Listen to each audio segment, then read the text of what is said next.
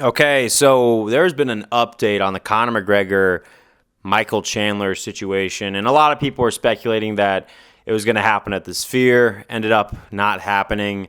It was supposed to be rescheduled for December, and according to Dana White, that's not happening. And Conor McGregor is like talking about how he wants to fight in December. He's already going off to train. And then I feel like Mike Chandler is actually catching on.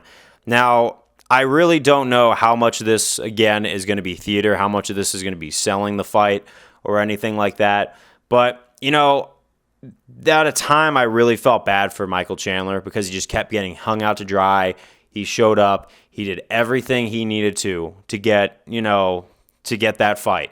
He put in the work. And then he's talking to Islam online, and Islam's saying he's unreliable now. And then, some stuff happened between him and Dustin Poirier on Twitter where Dustin kind of just, obviously they have beef even after the fight, where Dustin doesn't have much respect for Michael Chandler, and Dustin was taken to it. And then there's a lot of people who were just like saying that Michael Chandler's getting done dirty, and, he chose to try to be that WWE star. Nothing wrong with that. At least you know what he's there for at the end of the day, where Michael Chandler is there to entertain the fans. He's not really there to win fights.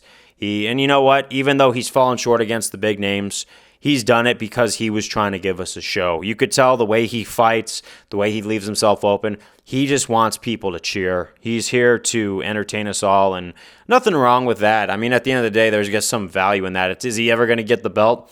I don't know.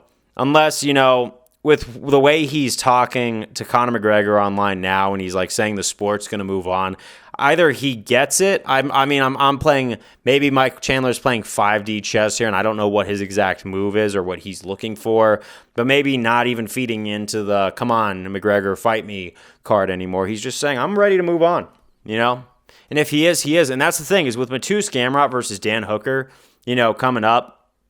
Obviously, if Gamrot beats Hooker, which, like I said, as long as the universe doesn't have a sense of humor that night, we're gonna see Mateusz probably win that on paper. And if it all adds up like it does on paper, Mateusz is gonna come out on top. And you know what? He's gonna probably want to fight Michael Chandler. I think that'd be a really good fight for both of them if that happens. And honestly, at this point, as someone who enjoyed the prime years of the McGregor train and how much, things have changed ever since then, I'm going to be honest and say, it's all dying out of hope. My hope is just kind of dwindling away, and I'm not taking it seriously anymore. After a couple of those false flags and everything like that, and even though, the broken toe maybe, it just kind of seems to me like McGregor is just not to be taken seriously. And there comes a time where eventually you're going to hear the same thing again and again, and it's like, okay, we heard this all before. And maybe Michael Chandler's doing this so that now he has the upper hand in the mental warfare thing, where Conor McGregor is now going to be begging for his attention or something. I don't know if he's going to do that. But now that he knows, I think Michael Chandler might actually be playing mental 5D chess. Whether the goal of mental 5D chess would be a Gamrot fight, a Conor McGregor fight, because he's really going to want Conor to be in there, and now McGregor might be begging Michael Chandler. We'll see if that pans out. I don't know if McGregor's that impulsive or not, but we do know that McGregor does go off of ego a lot. So I feel like if Michael Chandler were to walk away, I feel McGregor would start saying, okay, where are you going? And then you would have Islam Makhachev, who I know has turned down the whole idea of Michael Chandler in the end. I was actually wondering if they were playing some sort of advertisement so they could put together some sort of title shot. But who knows? What if Michael Chandler is proving that he could be a reliable, opponent to Islam Makhachev?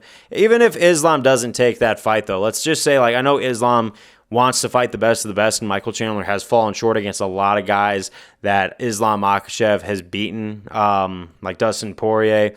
Maybe that would be stylistically a really good fight if, for once, Michael Chandler put away the entertainment persona and focused on actually just winning the fight and doing what he needed to. He's got that power wrestling that could really trip Islam up. Islam's more of a dynamic wrestler, too. Obviously, he's chinny, and Islam's got really good striking compared to a lot of those Dagestani fighters. We'll see. I'm not saying that fight's going to definitely happen, but it's on the table. But I'm seeing this just that one tweet from Michael Chandler, there's a lot of things that can mean where he's going to be like, yeah, you know what, McGregor, I've given you so many chances. We're going to walk away. Everyone's just had enough of it at this point. Now, obviously, if they were to announce the fight and say, oh, it is happening in December, even then, man, as a fan, I'm just saying I will believe this fight when the door locks and Conor McGregor and Michael Chandler are actually standing side by side with each other and they're actually ready to duke it out. Until I see the walkouts and everything. Because until then, man, you imagine if Conor McGregor hypes up this fight and then just bails just because he's getting rage bait clicks off of this. Because I wouldn't put it past Conor at this point. Just knowing who the current Conor McGregor is and how many antics he's up to, he's not the same fighter that he used to be. It's just apparent, and that's the sad part. The old vintage Conor McGregor that showed up for every fight, pushed through injuries, and just shut down games, backed up the trash talk. That was the guy we all got behind. And you know what? If this is the end of his career and he actually, is never going to fight again, I never thought I'd feel this way in a million years. If you were to go back in 2016 and say, hey, you ever feel this way about Conor McGregor? I would not believe you if I was going to look forward in 2024 and be like, yeah. But you know what? That's all I got to say. But it is going to be an interesting couple months. We'll see where this goes. You know how the UFC's advertisements go, and I wouldn't put it past them to play some theater games on Twitter or X or whatever you want to call it and see, what they could put together. Because at the end of the day, we're going to have to wait for the final advertisement. We're going to have to wait till the octagon door closes. Right now, it's not even that I want to see Conor McGregor in that octagon. I just want to see Michael Chandler in there because he's put in the work. He's been dedicated. He never backed out. He's shown up. Even though you probably don't like his style or you don't like his fight IQ, he's done what's best for the fans, and not a lot of fighters do that. Not a lot of fighters are in the position to do that because a lot of fighters are thinking, if I lose 2 fights in a row, I'm done in the UFC. And that's the reality for a lot of the fighters that aren't the big names. Michael Chandler knows he has star power. Michael Chandler knows his name has value, and he has used it to entertain us, to put butts in the seats. What else is there to say? But I'm going to go. I'm going to stop talking your ear off. Peace out.